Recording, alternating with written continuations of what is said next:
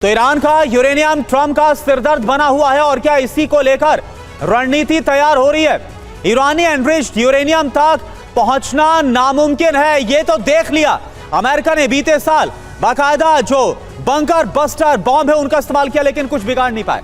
आप देखिए, scuba tank में रखा गया है ईरानी यूरेनियम, ये खबर आ रही है। हालांकि स्कूबा टैंक भूमिगत सुरंगों में सुरक्षित हैं और सुरंग तक नहीं पहुंच सकते अमेरिकी बंकर बस्टर बॉम्ब। जून 2025 के बाद IAEA नहीं कर सका है इसकी कोई पुष्टि। ईरानी यूरेनियम से कैसी अशांति है ये आप देखिए। यूएस ये चाहता है दरअसल कि ईरान सरेंडर अपना जो यूरेनियम है करीब 400 किलोग्राम के आसपास बताया जा रहा है वो सारा सौंप दे। 20 साल तक यूरेनियम एनरिचमेंट रोकने की शर्त भी रखी गई। हालांकि सवाल यह कि ईरान के पास कितना यूरेनियम है, क्योंकि अभी तक की रिपोर्ट्स दावा करती हैं कि 440 किलो हैं। कितने परमाणु बॉम्ब इसके जरिए बन सकते हैं? 8 से 10, और यूरेनियम से ही परमाणु बॉम्ब बनेगा। ईरान किसी भी वक्त परमाणु बॉम्ब बना सकता है। एनरिच्ड यूरेनियम ईरान की मजबूती का प्रमाण है। यूरेनियम पर यूएस की शर्त की वजह से वार्ता इस वक्त ठप है। एक और बड़ी खबर यह कि ईरान ने अब हॉर्मूज बंद करने की चेतावनी दे दी है, जहां जब्त संपत्ति से मुआवजा लेने वालों को रास्ता नहीं मिलेगा और मुआवजा लिया तो हॉर्मूज बंद होगा। ट्रंप ने नुकसान की भरपाई का ऐलान किया था। तो एक तरफ जहां ईरान के न्यूक्लियर एसेट्स, वहीं दूसरी तरफ स्ट्रेट ऑफ हार्मूज। ये दो बड़ी वजह है जिसको देखते हुए तनाव लगातार बना हुआ है और अब ईरान ने हॉर्मूज बंद करने की चेतावनी भी दे दी है। तो स्ट्रेट ऑफ हार्मूज पर भी अमेरिका वर्सेस ईरान, जहां समझिए खबर यह है कि ईरान ने हॉर्मूज बंद करने की धमकी दी है।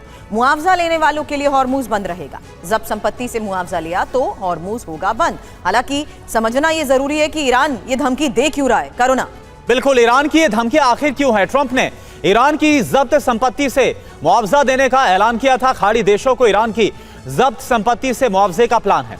ईरान के हमले से खाड़ी देशों को हुए नुकसान की भरपाई करना। यूएस ने ईरान की लगभग $2 बिलियन की संपत्ति को जब्त किया हुआ है। मनीष इस वक्त हमारे साथ जुड़े हुए। मनीष, एक बात बताइए, ये जो मुलाकातों का दौर चल रहा है और ज़ेलेंस्की का एक ही वक्त पर होना, नेतन्याहू का और डोनाल्ड ट्रंप का, तीनों का एक जगह एक वक्त पर अमेरिका में जिस तरह से मुलाकात हुई है, और हमने देखा था 28 फरवरी के हमले के पहले भी नेतन्याहू का कई बार दौरा हुआ था, कई बार मुलाकातें हुई थी। ये चल क्या रहा है? क्या ये मानकर चले 200%, 100% नहीं, 200% दोनों मिलकर ज्वाइंट ऑपरेशन करने वाले इजराइल और अमेरिका ईरान के खिलाफ?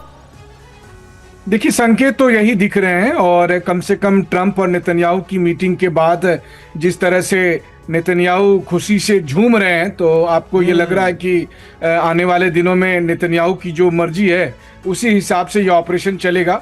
हाँ, ये बात है कि देखिए अंतर क्या है अमेरिका और इजराइल में। अमेरिका ने अब तक पिछले 2 हफ्ते से जो कार्रवाई की थी उसमें वो ईरानियन मिलिट्री साइट्स पर अटैक कर रहे थे, लेकिन इजरायली अटैक का अपना एक सिग्नेचर स्टाइल है और वो अटैक ये होता है कि सबसे पहले वो लीडरशिप पर अटैक करते हैं। यानी कि जब इजराइल की एंट्री होगी तो फिर आप देखेंगे कि उनके निशाने पर तेहरान में जो मौजूदा लीडरशिप है, सुप्रीम लीडर हो या फिर राष्ट्रपति हो, विदेश मंत्री हो, IRGC के चीफ हो, संसद के स्पीकर हो, इन सबको टारगेट करने की कोशिश की जाएगी।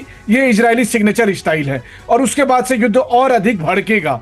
जो दूसरी बात है कि आप देखिए कि याद है जैसे इराक में कहा जाता था वेपन ऑफ मास डिस्ट्रक्शन है, उसी तरह से यहाँ पर कहा जाएगा ये 400 किलो संवर्धित यूरेनियम फलानी जगह पर रखा हुआ है, फिर उस प्लांट को तबाह करेंगे। फिर कहेंगे, फिर खुद इनकी ही मीडिया कहेगी नहीं जी वो संवर्धित यूरेनियम तो बच गया था, उसको अब वहां शिफ्ट कर दिया गया, फिर उस जगह पर अटैक करेंगे। बारी बारी से ये ईरान के हर उस क्रिटिकल और साइंटिफिक इंफ्रास्ट्रक्चर को तबाह कर देंगे जहां पर ये संवर्धित यूरेनियम के रखे जाने की बात कहते रहेंगे। जरूरी नहीं है कि वो एक ही हफ्ते में हो जाए, 2 हफ्ते में हो जाए, लेकिन अगले 2-4 साल में वो इसी तरीके से पूरे ईरान में मौजूद इस तरह के क्रिटिकल इंफ्रास्ट्रक्चर को नेस्तनाबूद करके आप कह रहे हैं कि अगले ऑपरेशन के लिए बकायदा मैपिंग हो चुकी है जहां क्रिटिकल और इंपॉर्टेंट इंफ्रास्ट्रक्चर को टारगेट किया जा सकता है। लेकिन एक खबर इस्फहान में 3 प्रदर्शनकारियों को मिली फांसी को लेकर भी आ रही है, जहां ईरान में फांसी के बाद बवाल हुआ। प्रदर्शनकारियों पर सुरक्षा बलों ने गोलियां बरसाई, फांसी का विरोध करने वालों पर गोलीबारी और इस्फहान में ही प्रदर्शनकारियों को देखते हुए गोली मारने के आदेश।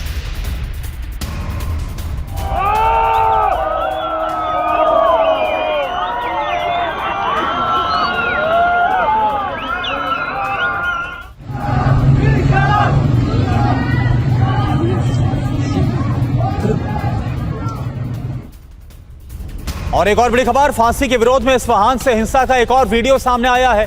प्रदर्शनकारियों के खिलाफ बर्बरता गोलीबारी के बाद अफरा तफरी का माहौल। सुरक्षा बलों ने प्रदर्शनकारियों को खदेड़ा। ये देखिए आप, फांसी के बाद इस्फहान में तनाव काफी ज्यादा बढ़ गया है। तस्वीरें आपको हम दिखा रहे हैं।